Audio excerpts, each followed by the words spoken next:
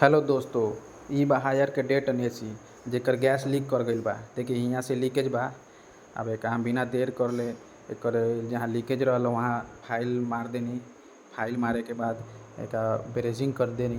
Brazing कर देनी बढ़िया से, खूब बढ़िया से ब्रेजिंग हो गईल। वैक्यूम पर लगा देनी। वैक्यूम पर लगावे के बाद एमे वैक्यूम हो गईल, गैस एमे रिलीज करनी। गैस रिलीज करला के बाद एसी एकदम बड़ा खूब बढ़िया काम करे लागल। अब एसी काम करे लागल तो कस्टमर बोलनी कि हाँ अब बढ़िया कूलिंग करता।